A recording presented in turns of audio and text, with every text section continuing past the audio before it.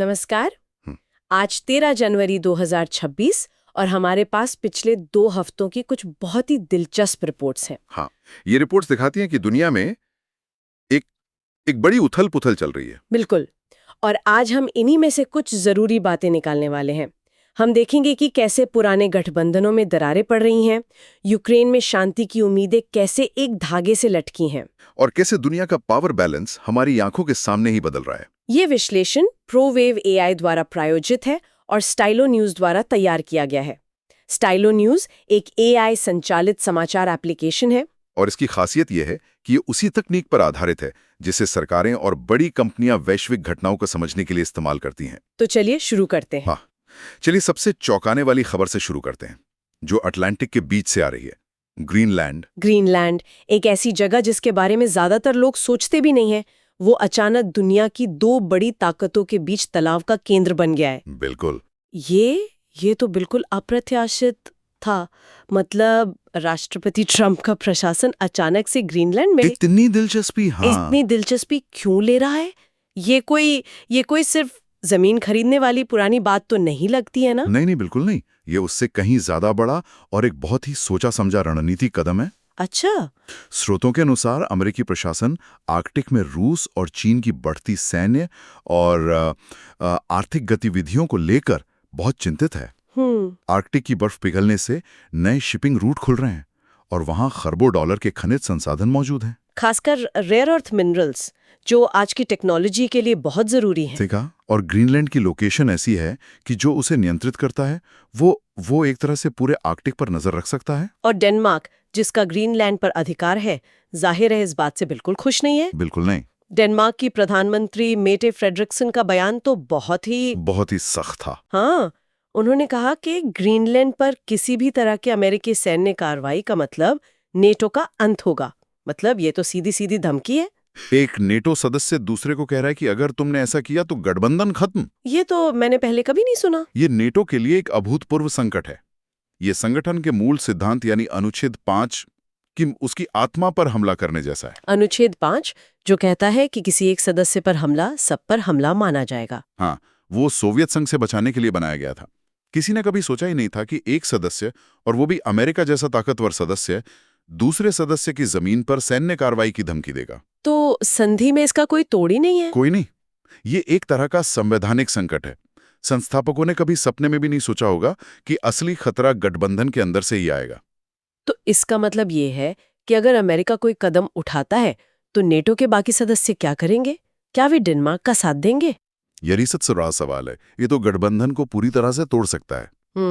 यूरोपीय सहयोगी अमेरिका की बदलती प्राथमिकताओं को लेकर पहले से ही बेचैन है, और कुछ अमेरिकी अधिकारियों के बयानों ने, जहां उन्होंने कहा कि शक्ति की राजनीति संधि की बाध्यताओं से ज्यादा महत्वपूर्ण है, उसने इस चिंता को और बढ़ा दिया है। हाँ, और यह संकट यूरोप में उस पुरानी बहस को फिर से हवा दे रहा है कि क्या यूरोप को अपनी सुरक्षा के लिए अमेरिका पर निर्भर रहना चाहिए। हाँ, रणनीतिक स्वायत्तता की बात, स्ट्रेटेजिक ऑटोनॉमी, ये विचार कि यूरोप को अपनी सेना बनानी चाहिए, ये कोई नया तो नहीं है। नहीं, नया नहीं है। लेकिन ग्रीनलैंड संकट ने इसे एक नई तात्कालिकता दे दी है।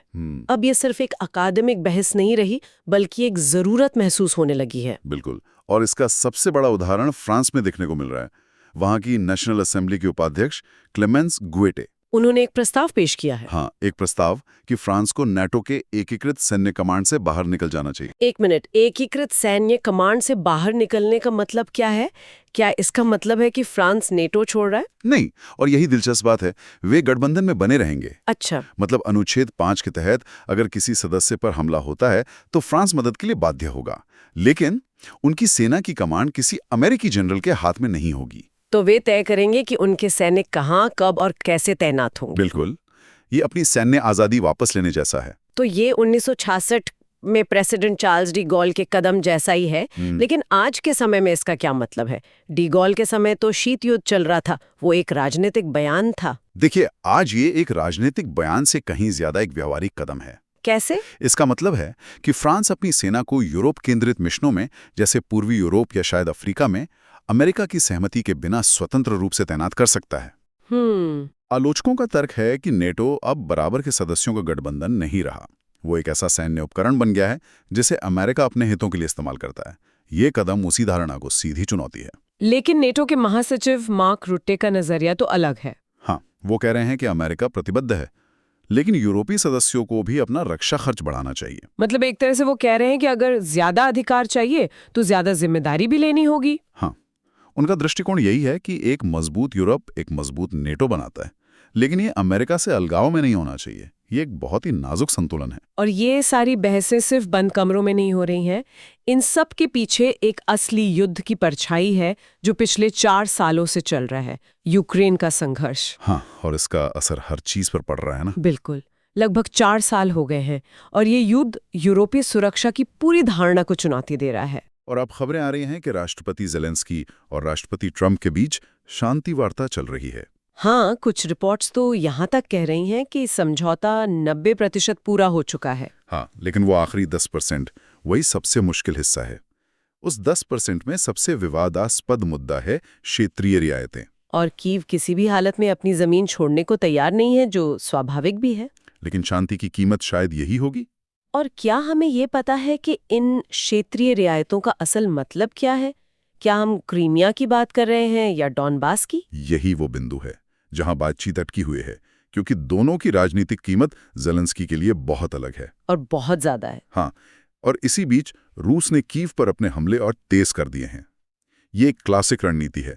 बातचीत की मेज पर अपनी स्थिति को मजबूत करने के लिए युद्ध के मैदान में दबाव बढ़ाना। बिल्कुल, वो यूक्रेन और उसके सहयोगियों को दिखाना चाहते हैं कि अगर समझौता नहीं हुआ तो तबाही और बढ़ेगी। इस स्थिति का यूक्रेन के लोगों पर क्या असर पड़ रहा है? क्या उनका भरोसा अपने सहयोगियों पर बना हुआ है? यहाँ एक बहुत दिलचस्प बदलाव देखने को मिल रहा है। हाल के जनमत सर्वेक्षणों से पता चलता है कि जहां यूक्रेन के लोगों का यूरोप के समर्थन पर भरोसा काफी हद तक बना हुआ है, वहीं अमेरिका और नाटो पर उनका विश्वास पिछले 1 साल में काफी गिरा है। शायद ग्रीनलैंड जैसे विवाद और अमेरिकी राजनीति में जो अनिश्चितता है, हाँ, उसका असर आम लोगों की सोच पर भी पड़ रहा है। लेकिन सैन्य स्तर पर तो सहयोग बढ़ रहा है। यूक्रेनी सेना ने पहली बार नाटो के लॉयल डोलोस 2025 अभ्यास में हिस्सा लिया। हाँ, ये एक एकीकरण की तरफ एक बड़ा कदम लगता है, और यही इस स्थिति की जटिलता है। एक तरफ राजनीतिक विश्वास में कमी आ रही है और दूसरी तरफ सैन्य एकीकरण गहरा हो रहा है। हाँ, सेनाएं एक साथ काम करने की तैयारी कर रही हैं, लेकिन राजनीतिक स्तर पर भविष्य अनिश्चित है। ये सब हमें एक बड़े बदलाव की ओर ले जाता है। अगर हम इन सभी बिंदुओं को जोड़ते हैं, ग्रीनलैंड पर तनाव, यूरोपीय स्वायत्ता पर बहस और यूक्रेन में जटिल स्थिति, तो एक स्पष्ट पैटर्न उभरता है। तो इस सब का मतलब क्या है? हाँ, हम एक बड़ी तस्वीर में क्या बदलाव देख रहे हैं? क्या 75 साल पुराना वर्ल्ड ऑर्डर हमारी आंखों के सामने टूट रहा है? हम निश्चित रूप से एक नए बहुध्रुवीय विश्व व्यवस्था में प्रवेश कर रहे हैं, जहां पुरानी निश्चितताएं खत्म हो रही हैं। शीत युद्ध के बाद का दौर, जहां अमेरिका एकमात्र सुपर पावर था, वो अब समाप्त हो चुका है। बिल्कुल, आर्कटिक को ही लें। नेटो के कमांडर जनरल एलेक्सिस ग्रिनकोविच ने खुले तौर पर चेतावनी दी है कि आर्कटिक में रूस और चीन का सैन्य सहयोग खतरनाक रूप से बढ़ रहा है। वे अलास्का और कनाडा के पास संयुक्त नौसैनिक गश्त कर रहे हैं। हाँ, ये सीधे तौर पर उत्तरी अमेरिकी सुरक्षा को चुनौती है। और ये बदलाव सिर्फ सैन्य क्षेत्र तक सीमित नहीं है। एशिया में भी एक बड़ा आर्थिक और रणनीतिक बदलाव देखने को मिल रहा है। जर्मनी के चांसलर फ्रेडरिक मर्ज की हाल की भारत यात्रा, वो सिर्फ एक मानक राजनयिक दौरा नहीं थी। बिल्कुल नहीं। ये जर्मनी की विदेश और आर्थिक नीति में एक बहुत बड़े पुनर्संरेखण का संकेत है। दशकों तक जर्मनी की समृद्धि चीन के साथ व्यापार पर बहुत ज्यादा निर्भर रही है, लेकिन अब वे इस अत्यधिक निर्भरता से बाहर निकलना चाहते हैं, जिसे डी रिस्किंग कहा जा रहा है। सही। और इस रणनीति में भारत एक प्रमुख भागीदार के रूप में उभर रहा है। ये सिर्फ व्यापार नहीं है, ये टेक्नोलॉजी, रक्षा और लोकतांत्रिक मूल्यों पर आधारित एक नई साझेदारी बनाने की कोशिश है। और यूरोप के अंदर भी बहुत कुछ दांव पर लगा है। 2026 एक बहुत ही महत्वपूर्ण साल होने वाला है। हाँ, इस साल अमेरिका में मध्यावधि चुनाव हैं, जर्मनी, फ्रांस और हंगरी में भी महत्वपूर्ण चुनाव होने हैं। और इन चुनावों के नतीजे तय करेंगे कि यूरोप ज्यादा एकीकृत होगा या और ज्यादा खंडित। बिल्कुल। एक तरफ बुल्गारिया जैसे देश घरेलू विरोध के बावजूद यूरो को अपना रहे हैं, जो यूरोपीय संघ में गहरे एकीकरण की इच्छा को दर्शाता है। और दूसरी तरफ फ्रांस जैसे देश नेटो की कमांड संरचना से बाहर निकलने पर विचार कर रहे हैं। ये दोनों विरोधी ताकतें एक साथ काम कर रही हैं। तो आगे हमें किन घटनाओं पर खास नजर रखनी चाहिए?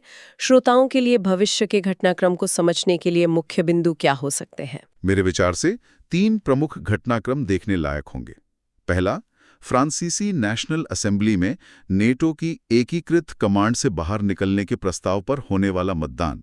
उसका नतीजा जो भी हो, वो यूरोपीय रक्षा के भविष्य के लिए एक शक्तिशाली संकेत होगा। हाँ।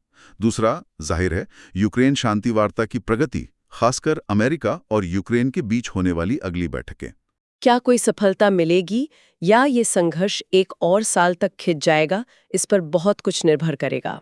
और अंत में, जैसा कि हमने अभी बात की, नवंबर 2026 में होने वाले अमेरिकी मध्यावधि चुनाव। हाँ, जिसका असर ग्रीनलैंड से लेकर यूक्रेन और भारत प्रशांत तक हर जगह महसूस किया जाएगा। ये स्पष्ट है कि हम एक अनिश्चित दौर से गुजर रहे हैं, जहां पुराने गठबंधनों की परीक्षा हो रही है और नए समीकरण बन रहे हैं। इन घटनाओं पर गहरी नजर रखना पहले से कहीं ज्यादा जरूरी हो गया है। और इस बदलते परिदृश्य को समझने में मदद के लिए स्टाइलो न्यूज एक बहुत शक्तिशाली उपकरण हो सकता है। यह एक मोबाइल और कंप्यूटर ऐप है जिसे डाउनलोड किया जा सकता है, और यह सैकड़ों पारंपरिक समाचार स्रोतों और एक्स, जिसे पहले ट्विटर कहते थे, से जानकारी लेकर आपके लिए व्यक्तिगत इंटेलिजेंस शैली की ब्रीफ तैयार करने की सुविधा देता है। मतलब आप तय करते हैं कि क्या जानना है, और एआई सबसे जरूरी जानकारी निकाल कर लाता है। एआई संचालित समाचार ऑन डिमांड प्राप्त करने के लिए www.stylonews.com पर जाकर स्टाइलो न्यूज की सदस्यता ली जा सकती है। शो सुनने के लिए शुक्रिया। अगर कोई और टॉपिक है जिस पर आप चाहते हैं कि हम बात करें तो हमें जरूर बताइए। और हाँ, अपने पसंदीदा सोशल मीडिया पर स्टाइलो न्यूज को फॉलो करना ना भूलें। जाते जाते एक सवाल छोड़ जाते हैं जिस पर सोचा जा सकता है। जैसे जैसे दुनिया के देश रणनीतिक स्वायत्तता और अपने हितों को प्राथमिकता दे रहे हैं, क्या हम वास्तव में अधिक सुरक्षित हो रहे हैं, या हम अनजाने में उन सामूहिक सुरक्षा ढांचों को कमजोर कर रहे हैं जिन्होंने दशकों तक एक बड़ी लड़ाई को रोके रखा? इस पर विचार जरूर कीजिए।